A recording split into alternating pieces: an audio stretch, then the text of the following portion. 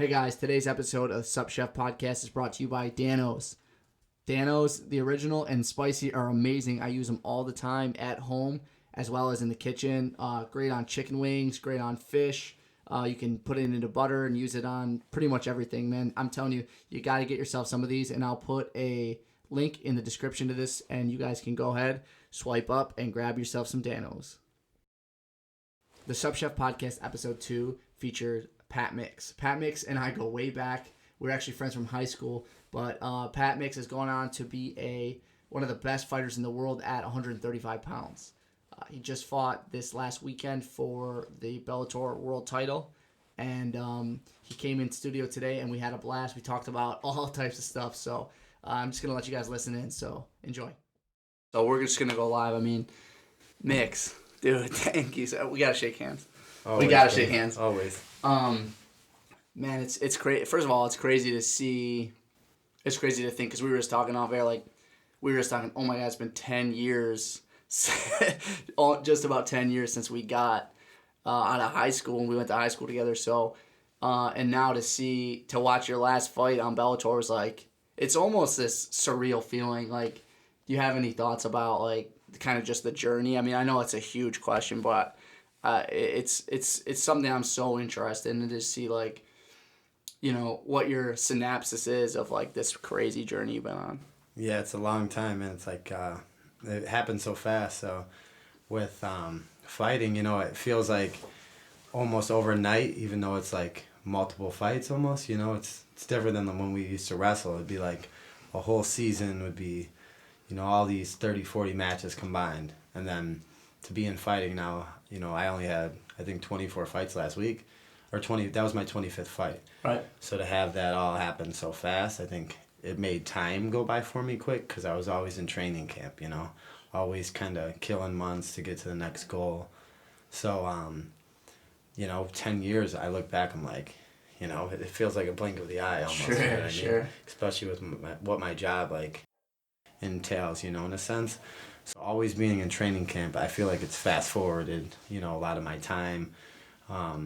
You know, it's always made me hungry for the next fight, should I say. So now after that fight right now, it's like, now I have some downtime to kind of, you know, try to take my time, you know, you know, take it all in, as opposed to living my life so fast, you know, in the fast pace. Definitely.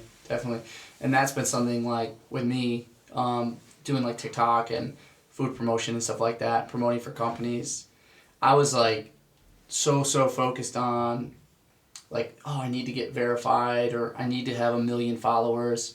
And now, like, being kind of, like, you know, maybe halfway there, I kind of sometimes miss the feeling of, like, you know, the success, like, just getting 1,000 followers, or getting... Yeah. Do you ever, like, kind of reflect on that, like, you know, when you were working a job, or you had a part-time job and you had to get to the gym or whatever? Yeah, it makes you a lot more hungry, you know, when I think about it. It's like all the steps along the way to get to the top of the stairs, man, that's what, like, kind of keeps your drive. For sure. So finally last week, fighting for a world title, it's like you're at the top of the stairs now. So, you know, and you think, like, for me, I thought, you know, I had been, you know, to the end goal, but at the same time, what drives me and what makes me hungry is all them steps, those little progressions along the way.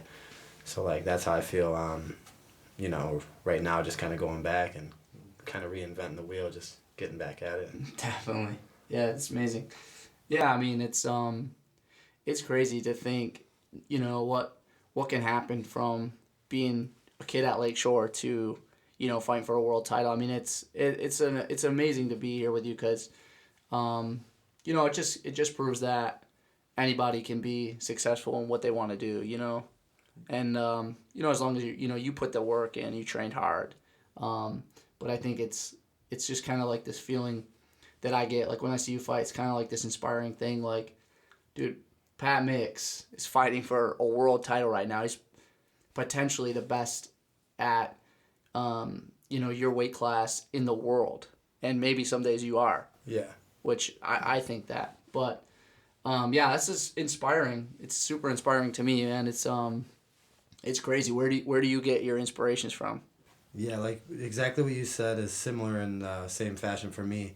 With, like, all the people I kind of grow up with, all the people I still see them on, like, just like a normal basis, whether it's like social media, on the internet, For sure. in person. And then I also coach wrestling at like high school, so I always see like my old coaches, all these other guys I wrestled with, and then as well as all the kids I coach.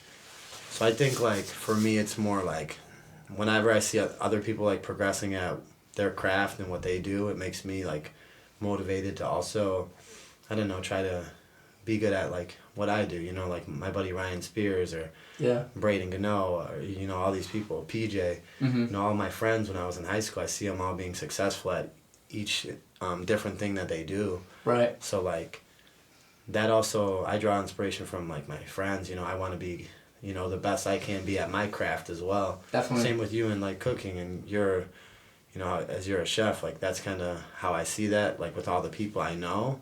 And I see it on my forefront because I always see, you know, I always am catching up with these people. Sure. Following them more closely than I follow other people. Definitely. But then also I get, you know, inspiration from the people I'm surrounded by, because I'm always surrounded by like the best fighters in the world and all these great coaches and stuff, you know. It's like, it's weird to look over and see like John Jones or Holly Holm and them, and then you see how hard they're working, and then it gives you a gauge on how hard you want to work, you know. Sure. So it's like, that's very inspiring, you know what I mean, to just be in their presence and kind of like Definitely have them respect you, you know, mutually respect you. For sure. As you respect them. Yeah, I mean, that's it. I mean, for me too, you know, our first guest was Corey Siegel, and he was like this like chef mentor to me, and then he became like a friend. And it was this moment in life when you're like, your peer respects you. It's like, I don't know, it's like this kind of feeling like, not that you made it, but there's this, you know, humbling feeling in having your peers and people that you look up to or you respect or you look to for guidance, like when they maybe, you know, they look to you for guidance in a certain area, or they just certainly like, you know, you just have this feeling that they respect you. That I can imagine how being in the same room with John Jones, who may go down as the greatest fighter ever, who maybe, I'm not sure what people think, but I kind of think that. I mean, him respecting you would probably have this. It's like when you look at them as, you put them on a pedestal, they're, you know, they're iconic. So when for them to have the same mutual respect for you is different than, you know, it's like going to shake LeBron James's hand, you know, get his autograph. That's an amazing feeling. But to go play basketball with LeBron James or watch him watch you in the basketball room and have that same, like, look that you give them guys, they look at you and the way you move and stuff, that's inspiring. And then just to talk to them, you know, talk to them like they're normal people. That's what my favorite. That's awesome, man. You know. Yeah, that's crazy. I think so. Are you a fan of basketball? Yeah, I mean, I don't watch basketball or many sports as much as I do fighting, but I'm just so in, like, that's like my freaking, like, even when I'm not training and stuff, I'm like a super fan of it. Yeah. I'm like watching it. Yeah, like last night I watched the fights. Right. I'm like big into MMA fights though, all promotions though. Sure. You know? Not just UFC or Bellator. Yeah, I mean, is that something that, because Bellator is an amazing promotion, is that something that you've had to, not, I don't say deal with, but I mean, some people who are like casual fans, or maybe not even casual fans at all, would say like, you know, do you do UFC? Yeah, I get it a lot, man. I get it a lot. But I don't think people really understand how deep it is over there. Bellator is virtually copy-paste in a way. Yeah, it's copy-paste in a way, and especially in some weight classes. Like 135 is really deep in Bellator as well. Right. They have, you know, really top 8, like 10 guys are just as good. Sure. So, well, maybe not just as deep or good, but there are some guys that are just as good as over there, you know. And it's like, I deal with that a lot. The biggest question is, when are you going to go to the UFC? And I get that all the time. Yeah. And it's like, I'm very successful in the promotion I got. I'm in, right now, but it's like more about, let's say, like contracts and money, you know. Yeah. Like Bellator has given me very lucrative deals with very lucrative contracts. I've been with them for 4 fights, and that's 18 months. So as opposed to the UFC, I wouldn't have made maybe a 4th or maybe so a 3rd, even if I had won those fights in the UFC. So it's very tough, you know, to get work your way up once you get to the UFC. Sure, and I mean, it's, I don't want to get into the deep waters because I'm a fan of MMA, but I certainly can't, you know, talk, you know, as deep as it goes with you. But even just from me listening to the podcast that I listen to, or Brendan Schaub, or whatever the case is, you know, Scott Coker has this reputation of being a really great leader. And I think, you know, I'm sure you could probably get into that, but it's kind of just known. Yeah, so, it's known across the sports world or the MMA world that he's a, you know, very respectable guy, very fair, you know, to his fighters, and he treats us all well. So, you know, that's one of the main reasons why I signed with Bellator over the UFC. Right. Like, I have wins over 2 guys that are in the UFC right now, and one of them won last night. His name's Andre Ewell. His record's 4-2 in the UFC. He beat Henan Barao. He just won, he just won again, and I beat him in the first round. So it's like, I had opportunities to go there. Right. But, like, the fast track to the Bellator world title, you know, getting in there and being able to kind of garnish, I wanted to get the names of Ricky Bandejas and Juan Archuleta, you know. Yeah. Granted, one round, you know, one more round that goes differently, I win that fight. But him being 25-2 is, like, that's what gets me up in the morning, motivates me, you know what I mean? Gets me running, gets me, like, those big, you know, those challenges, those big names. Right. So whether they're in the UFC or the Bellator, you know, I seen big names either way. Yeah, and I feel you probably feel confident in yourself to feel like you don't need the validation of being in the UFC. You're an elite athlete. Yeah. So, yeah, I mean, you're coming off your first loss, right? Yeah. Even as an amateur, right? Yeah, my first loss ever. Right. In combat. Right. Granted, I lost a kickboxing fight once before as well. Sure. Yeah, so. What's it feel like? I mean, I'm sure the winning is amazing, but now you have this new experience. And then, I mean, if you feel comfortable. Yeah, no, I love it, man. I'm very gracious in both winning and losing, man. So, like, even last week, I walked right out of the cage, should I say, to the backstage. Sure. And I was immediately, Savored. Savored the champagne. I saw it on. I don't even think I put my shirt on or my shoes, and my feet were all busted up, you know. I think I broke a couple toes, maybe, banged my shins and my knees up, trying to kick to the body a lot. So it was very hard to, like, just walk to that press conference. But I made sure I marched my way up there, you know what I mean? Yeah. And I wanted to, you know, give my 8 or 9 minutes to thank the people that were with me, and to give the people that are watching, like, a different, you know, perception of how it is when you win and lose, you know what I mean? Or how you should handle yourself, you know? Yeah. So I think that's important. And then also, like, one day I want my daughter to watch, you know, my press amazing. conferences and hear me talk, you know? Yeah. So, like, she'll hear me, you know what I mean? She'll hear in both victory and defeat. But it feels like definitely in uncharted territory, because, I haven't lost in MMA before. Right. But I've lost in wrestling plenty of times. And I've lost, like, things in my life, or, you know, I've gone through setbacks in my just everyday life. So I feel very motivated, you know, to get better. And I feel, you know, just so close in the fight. You know, I lose 48-47 to 25-2, you know, one of the best bantamweights in the world. You know, he's ranked top 10. Again, you know, fighting Cub Swanson, TJ Dillashaw, these guys, you know, it's my first experience at that highest level. Mm-hmm. And when we were both fresh, you know, the first 2 rounds, that's me at my best, because I have the most wind I have. Mm-hmm. You know, I win those rounds kind of easy. So when I look back, it's like minor adjustments, being more energy efficient, and just learning, you know, getting that experience. It makes me very, like, on top of getting paid, you know, to go do my job. It makes me, that's great. Really happy to get that experience, man. Go through those things, you know, really learn how, because all my fights so far, you know, I have so many finishes, and I never lost a round before this, so I didn't have any adversity. Like, you know, it's important to go through adversity, and I feel like, you know, I could have squeaked by that one and had a O. By that one last week, I wouldn't have learned as much about myself, you know. Sure. Even coming back now, you know, it'll make me very humble, and make me, like, just want to work harder, you know. Definitely. Yeah, I mean, now I don't know what the process is, but do you guys immediately watch the fights back? Or I know some fighters are different, but how do you go through that?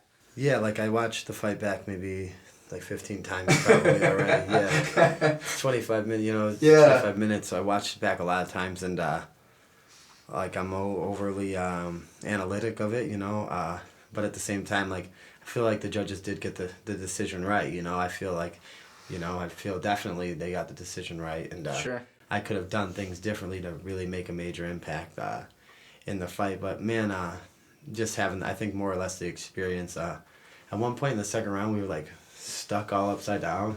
He had my legs, and I was around his body, but I was like on my head, but on my shoulders, and like these are things that you just can't train for. Like you don't train to be in that awkward and weird of a position, but while you're very nervous to like make a mistake. We're it's scrambling, but it's scrambling at the highest level with everything with everything on the line. A world title, money that you could dream about. You know what I mean? Stuff like that. So it's like holding my breath in a few different positions, especially that position I got caught like he was almost sitting on my neck and my chest for like a minute and a half in the second round, and it was just weird. Like that position doesn't happen. I feel like I just have more energy. So just having the experience, man, that's the most important thing that I could take from the fight. For sure. Yeah, I mean, now I want to ask you this because it's got to feel, and you're a professional, so maybe you don't, but I would feel so personal about about the commentating. Yeah, I know. So, I mean, because you see the snarl on your face, you're going after it. What's your thoughts on that? I mean, do you feel like they were right? Did you feel like you were trying to No, I feel race to the win, or No, I was trying to just pressure him right. and engage. If he did a lot of like running around, running away from me. Sure. And that's all right in a case, but at the same time, like if I back up and take a back step and not engage him, there really just isn't a fight. So I'm glad that I could make him fight, bring out the best in him. You know what I mean? Because I could have not engaged, and it could have been similar to the last few fights he's had where they've been very lackluster. His last one with Henry Corrales, everyone was like booing and stuff because they were both like I could have counter-strike too, but I'm trying to get out there and get it and go after the fight, try to leave no doubt. I'm a finisher. I've finished everyone for the last 4 years, so that's what I'm trying to do. But yeah, very biased commentary, and I don't mind. At the same time, like all the highlights that come out, like I understand why it's biased commentary, just because in a sense, like when the momentum switches, they think that he's winning. They think that he's going to be the winner, should I say. So, like, the first 2 rounds I might win. So the third and the fourth, if he's looking like the winner, they got to start selling him because they can't have their world champion, you know what I mean? Like, because he ended up winning the world title. Right. Even all the highlights I see, they can't, like, they're, like, chopping a lot of my highlights out. They want their world champion to look very good. You know what I mean? It's for promotion and media aspect. Sure. You know what I mean? It was certainly a close fight. Yeah. I mean, watching it from as a fan, I mean, it seemed like they got the decision right. But you never took a step back, which is awesome. That's engaging. Yeah, just for small, more like more. Let's say more. What is it? More not accuracy, but like more pressure. I guess more volume. That's the term I'm thinking. More volume. He threw more volume, or no? If I do throw more volume, sure. I steal that fight. Yeah. But just kind of getting frustrated, more patience. You know what I mean? Right. But I did a lot of things well in the fight. I hurt him with multiple strikes. Multiple kicks I landed, multiple straight hands I landed. So things I can take from it are because that's what I have to do. Are like just the positive things plus the negative, but some of the positives are like things I've never showed before. Sure. So like no one's ever seen me even stand up and fight or do anything. You know what I mean? So. Well, I mean, it was clear he was in danger in the first round. Yeah. So, I mean, I think you're still right there, and I think that fight just proves it. So, but I mean, I think it's crazy that we're talking about you being in fighting for the world title just because we know each other on a personal level. Yeah, that's why. But it's I mean, no, there's no doubt about it. It's just funny to reflect on like some of the old shit, just laughing in high school or college. Yeah, we went to college together. It's just funny like stuff, man. Cracking up at stuff. So it's just funny to be back. To see it come to fruition and just watching stuff go down. It's kind of funny and how things kind of play out too. You know what I mean? I guess it's just kind of weird, and I remember being like in the dorms at NCCC and just kind of hanging out doing the same stuff, trying to compete, be in the wrestling room, as well as it's like boxing outside. Or Yeah, that's right. Fighting then. You know? Yeah. So I guess it's been ingrained, you know. So. Or playing middle school volleyball. Yeah, a lot of stuff, man. You know, just walking right off the court. It goes back. It goes back. It's awesome. Him and that. Oh yeah, it's crazy, man. It's crazy. Yeah. It's crazy. Yeah. But yeah, man, it goes by so fast, and I guess you take time for granted. You know what I mean? 'Cause Yeah. Just look back, and not that you take it for granted. Like I said, it just goes by fast. You know. Definitely. So it's always good to reconnect and see people. Just as well as all our friends. You know? Right. Well, that's funny, and that's something I wanted to always talk to you about, was because like I know you're super connected still with, I don't know what you want to call it, Angola or Lakeshore or whatever, which is like our hometown, but your fan base is a huge part of them. Yeah, but it's mostly them. Yeah. Right, but they're like diehard. Yeah, like they're more diehard than it seems like for the Bills. Even, yeah, you know what I they mean? love it, man. They love it. So. Well, you know what I think it is. Very chaotic too. You know? Right, and I can't, you know. I think I've been to one or two of your. I think I went to one live fight for you. I mean, I've lived out of state for, you know, most of your career. Yeah, but, most of the but I sponsored you very early on, and so I can't speak for somebody maybe like, you know, some of the people you mentioned earlier, like Spears or whatever, but you know, I think the reason for people feeling, you know, A, they love you and they support you, but the bigger thing is they feel like you're bringing them on this journey. You know what I mean? Yeah. And you're like willing to say that my success is also your success, you know? And and bringing it, showing a lot of love, you know, where I'm from, you know. Definitely. Yeah. And, that's important. And it feels like that, you know, because it feels like when you win, we all win. You know what I mean? And and you've done a lot of winning. Yeah, a lot of winning. So right. Yeah, man, you know, they get to see the progression. Then they also get to join. You know, they're basically a part of the progression. You know, cause, right. You know, I give back and I love back. You know, I really engage and interact with all my. You know, they're not even my fans really. All the people that I really mess with that are all part of like, they're all kind of like family to me. You know, one way or another. Especially all the people we're from. So. It's important, and then to see me go from these local shows to the casinos to, there's always been like a very like, they get, you know, they make nights out of it, you know what I mean? Yeah. They get to enjoy it with their families, and then now to see it with Bellator, it's like, you know, the only thing that I regret is that, well, not regret it, but it's like my first ever world title fight, there was no fans, you know, it's like that aura you can't really, for my fan base, you know, if had that fight been in Connecticut, I fought there last October, and I had so much fan base, so much love. I think I still had like 30 people come to the fight last week, and they couldn't even get into it. Oh, man. But normally I'd probably have like 100 or 200 people there probably for a world title fight, you know. For sure. To have that love, man, you can't really rebuild off it, you know. It's weird. Yeah, and it's that's amazing. I mean, now I've been watching the finals, like the NBA finals, and it's a little bizarre to watch sports without fans. Yeah, it is. I'm very, very grateful that I can watch sports without fans. But MMA is even weirder because you hear a lot of the smacks, and you know, you hear coaches, the corners, and all that stuff, man. You don't really think about it until you're in there. So it's kind of uncharted territory. Yeah, and it's like uncomfortable territory too. You know, I fought Juan a lot in the corner of his corner because I was always stalking, and I heard TJ Dillashaw, and like, instead of focusing on my game plan, you know, I'm telling TJ to shut the hell up.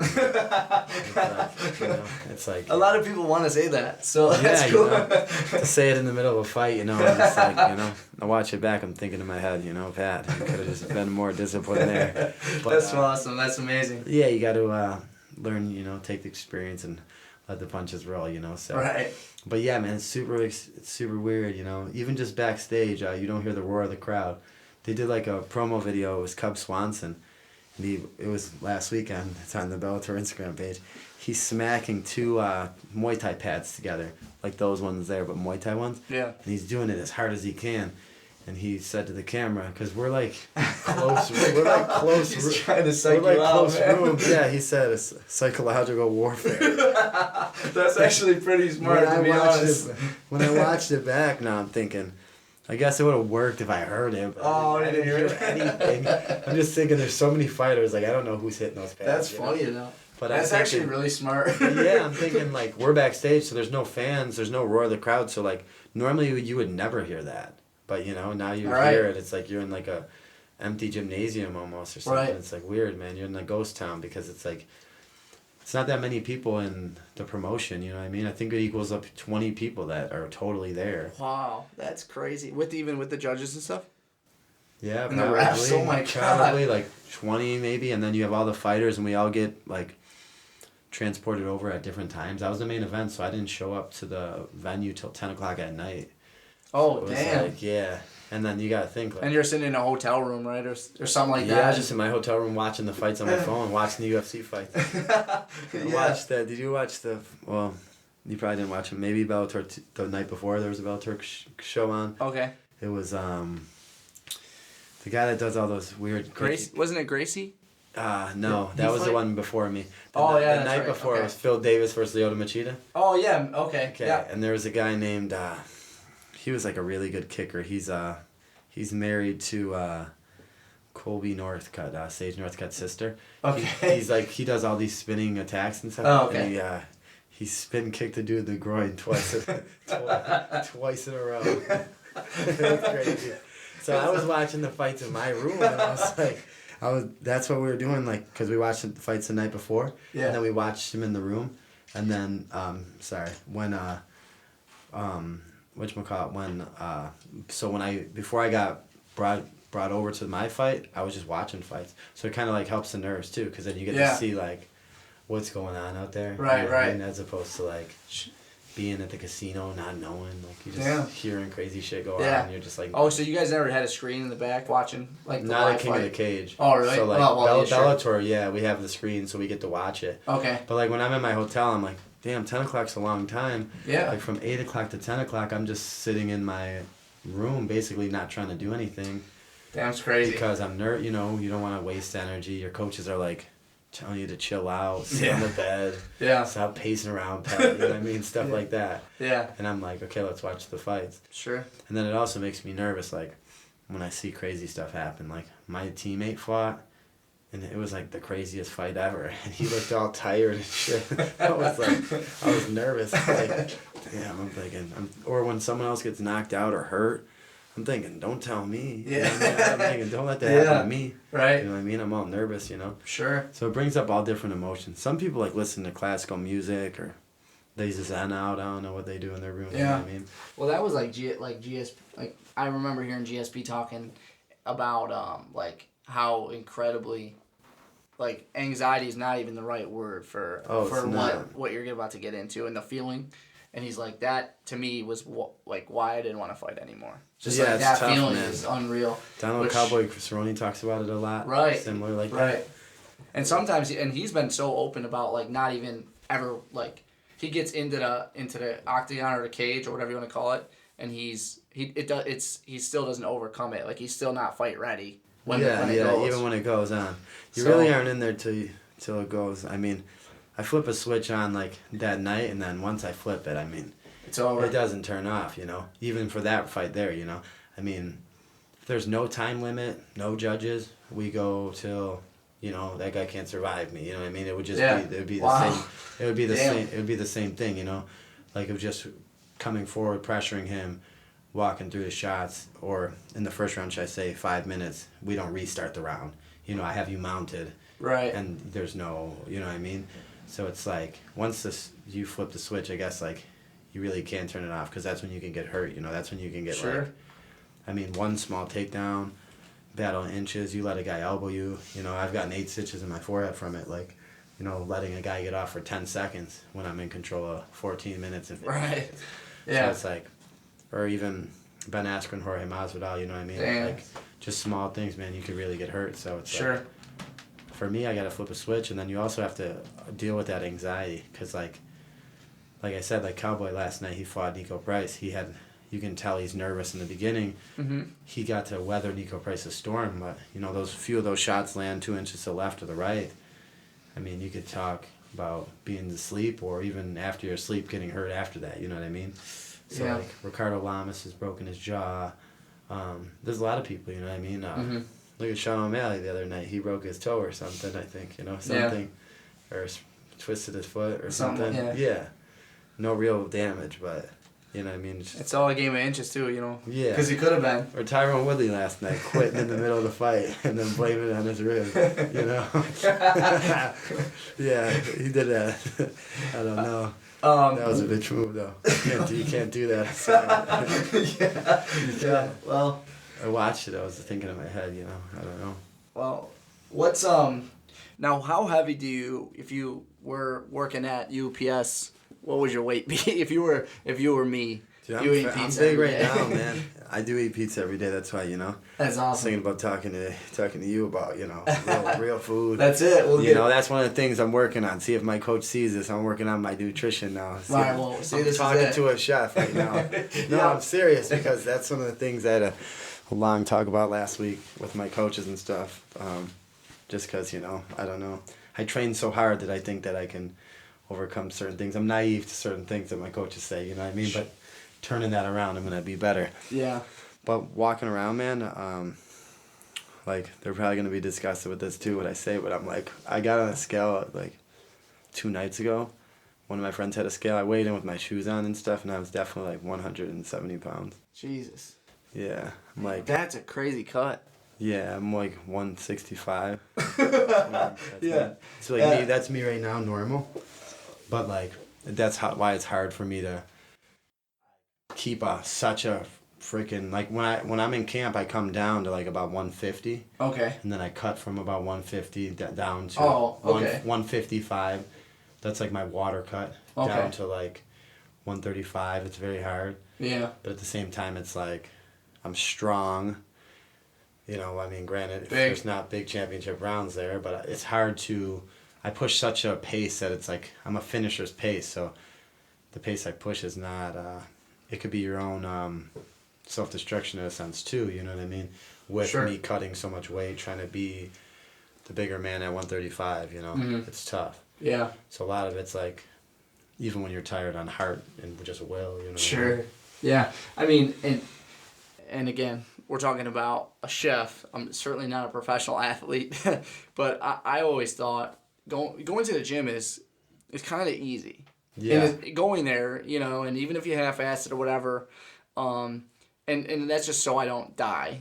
I'm not training for a fight. Yeah. But going and just exercising, whatever, that's easy.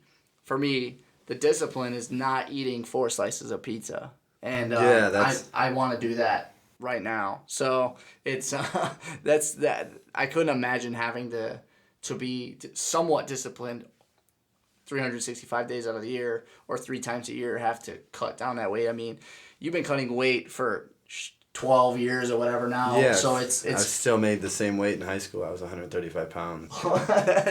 that's amazing. Up, man. It's messed up. It's messed up. Well, I went to States at 135 in 11th grade. And then my senior year, I went to States again at 135. And Yeah. You get the 2 pounds, so it's 137. When I got to States, I was 141. I had to run 4 pounds off the night before. I've been having to do that since I've been young. That was 17-year-old me.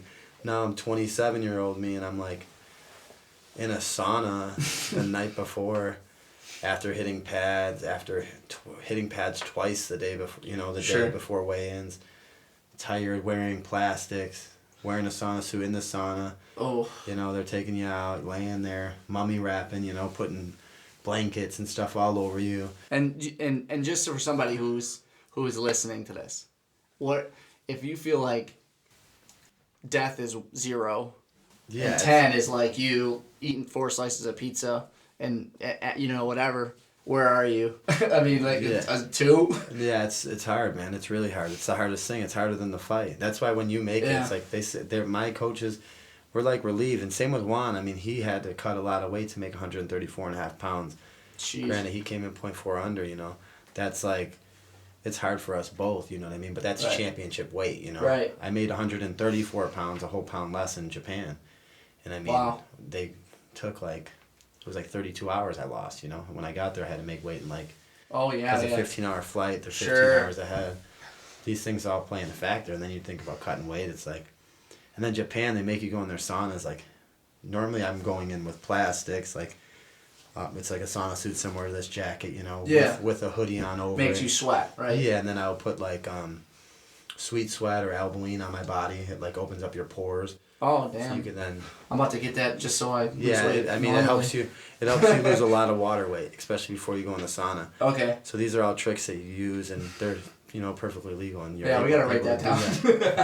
I gotta use that. You gotta, and then it's just it's really hard to do that, and then to imagine not being able to use a sauna, that was even harder. In Japan, you cannot? No, they make you go in saunas naked, so it's like, I'm not gonna, I already need my plastics to lose weight. Oh, so it's like not worth the... It's not worth the time. I mean, I would be depleting myself to lose the extra, I'd lose an extra 5 pounds being with plastics, you know what I mean? Right. So I'd have to stay in there longer. Oh, And plus, shit. just a bunch of naked dudes in Yeah, the sauna. dude, You know what's what I up, mean? man? I need help everywhere I go because I'm like weak and stuff. Right. My coaches are like grabbing my clothes and my shoes. Oh, This man. time, this one was a little easier. It wasn't so my body wasn't so weak. I was able to just like move around myself, But Okay. when I get down to like 136, 137, it's like it's tough, man. Then you got to rehydrate properly. Like you can't rehydrate too fast because, like, there's been times where I've had bad episodes with that too. Like, my coach is like, "Don't drink all that," and I'm like, I drank in a Gatorade, all the Pedialyte I already had, Yeah. the water. It's like a half a gallon. He's like, "Don't drink any of that because your body can only like consume so much It's water like properly." sips, right? Yeah. Yeah. Just drink it all. I've drank it all before. I had to go sit in the lobby of the hotel. In the lobby of the casino because I was like, we're in like one of the officials' rooms, and then I drank the stuff too much, and I'm like, going outside, and he's like, "Dude, your body hasn't had sugar like that. It's probably going into like shock or something." I had to like lay on my back and put my feet up and stuff. Like, Oh, I started shit. sweating really, really badly. Like, I'm talking Oh, shit. horrible sweat, and I was like, I don't know, nervous. That's the only time I've ever had that with weight cutting. But I Really? cut a lot of weight to make 35 one time, just unprofessionally. These last times, these last years, they were better. But no, just not that it's unprofessional. It's just a hard cut, should I say? And sometimes you might misjudge it, so you might have to lose more water weight than you want.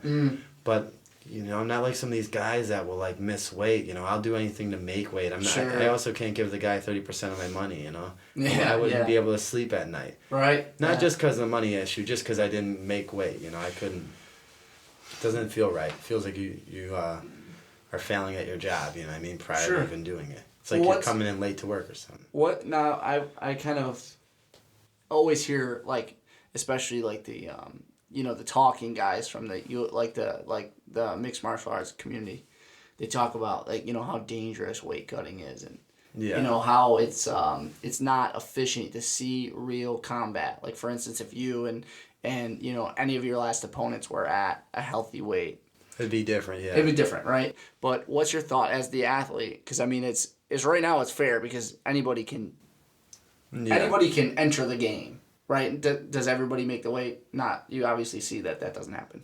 But I want to hear your thoughts because it's like this experience hearing this is like makes me want to throw up. Yeah, it's horrible. Dude. It's It happens crazy. every time too.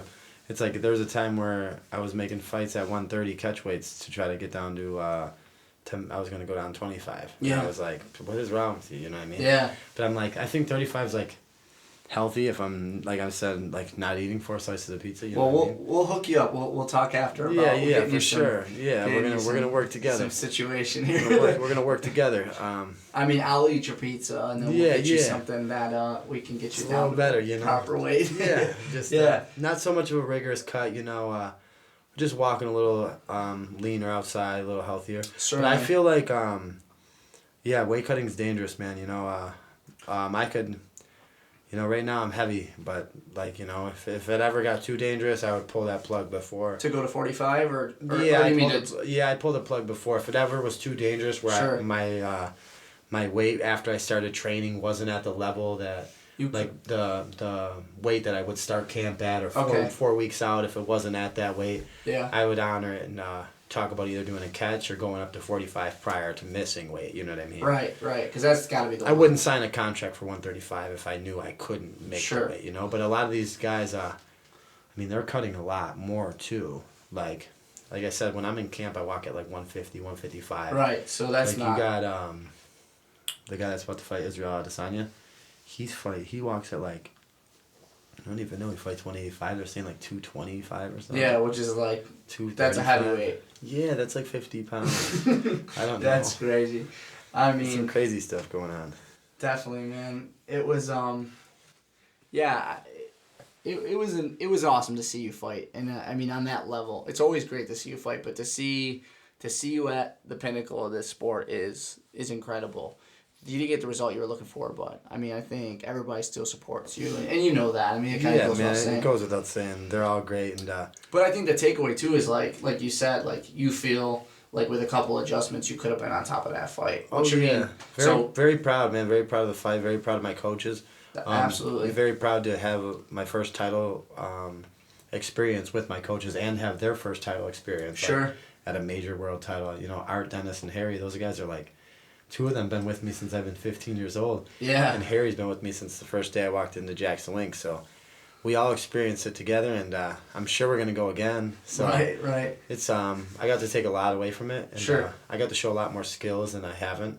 And I also got to show a lot of these little people, you know, these little wrestlers that I got, and these younger kids, you know, that are all coming to my gym, and I'm helping. I got to show them how to, like, lose and take it on the chin, too, you know what I mean? Yeah, it's amazing. Because, like, you're going to lose a lot in this life. Yeah. Regardless of what you do. Whether it's competition or maybe you keep your undefeated records and you have a 0 next to your name, but you might lose in something else in your life, you know what I mean? Your girlfriend will break up with you, or you're not going to get the job you want. You know well, I think it's amazing. I mean, the very minimal, especially compared to you, the sports I've had has certainly taught me how to, you know, play fair and, you know, win and lose proper. I mean, you know, some kids can't even lose a video game without throwing their controller through the TV. Through the TV. But I you know, to go back to this weight thing, I love, you know, I don't want to keep you here all day, hold you hostage, but to go back to this weight thing, I think it's kind of crazy. It's actually a bigger conversation. It's so incredibly easy and cheap to eat bad, and you know, we could certainly get you into a program where you eat good food that's good for you. Because I think that's more important. Not just eating good food, but eating good food that's good for you. Me. That's also helping my training. That's also going to, you know, help my energy levels. Right. And some things that's just important for me, you know, going forward. That's one of the adjustments that, you know, I want to make before, you know, take a couple weeks off. But when I do get back into training camp, before I start looking for my next fight, you know, definitely want to have a little more proper of the weight cut, proper nutrition energy levels, energy levels, you know, more conditioning. But I feel like with a proper nutrition plan, I can have better training. I can have better cardio sessions. I could have better sessions. You definitely. Know what I mean? Yeah, definitely. I mean, it affects you. Lot. It absolutely affects you. I mean, your diet is super, super important. And it sucks to know all this and then to not follow it. But, I mean, it's crazy how inflamed you get and how it affects your sleep and then how sleep affects your life. I mean, it's crazy. I mean, it's a huge thing. So we'll definitely talk after about it. Sure. But, man, I mean, can we grab you, you know, get you on Instagram? Where can we follow you? Patchy Mix on Instagram, and then Patchy Mix on Facebook as well. Okay. And then Team Mix MMA on Twitter. And on any one of those, man. And then you can catch all my, like all the behind the scenes footage from the fights, from all the promotions, from anything on the Bellator MMA Facebook, Instagram page. Yeah. And then just follow, man, you know, for everyone, you know, all the people that are kind of watching me, following me. Definitely. Just to follow Bellator, follow what I'm doing. And there's a lot of young guys coming up underneath me. Not underneath me, but with me, should I say. Right. One in particular that comes off my head is Salman Renfro. He's like the local guy too. So yeah, he fought on a couple cards with you, right? Yeah, he just fought in CFFC. Okay. He's undefeated, man. So he's I think 6-0 right now. One of the hot prospects out of here. That's sweet. Carrying the crown, you know. Fighting out of Buffalo. Yeah, fighting out of Buffalo, New York. Solomon what? Renfro. Okay, well we'll follow him on Instagram. Yeah, undefeated, huge prospect, and my other guy, he's like a boxing coach here local, but I want to give Alex Castellano. He's like one of my boxing coaches here. He was on Ultimate Fighter? No, that's Billy Quarantillo. But this guy's a professional boxer. He's sorry, Al. He does everything. You know, holds mitts for me. We run together. We do a lot of cardio work together. So this guy, you know. So, you know, big credits to them. Prior to my last fight, I didn't get a chance to really say it post fight or nothing. So Okay, well we'll put both their put them handles both on out the there. Thank like you, the brother. bio and stuff like that, so people can check these guys out and support them, especially Buffalo people. So, but Pat, Mix, Always, man, brother. dude, thank you so Thank much, you, dude. brother. It's Always. seriously a pleasure to Much have love, you brother. and to catch up, and we're gonna have to go get some pizza or something healthier at Yeah, some for point. sure, So. for sure. All You right, got one dude. right on your arm there. That's it. It's always right there. It's always there. So it's a reminder, you know, badge of honor. Yeah, So. I feel it, man. All right, dude. Thanks a lot, man. Anytime, brother. I'll see you. For sure.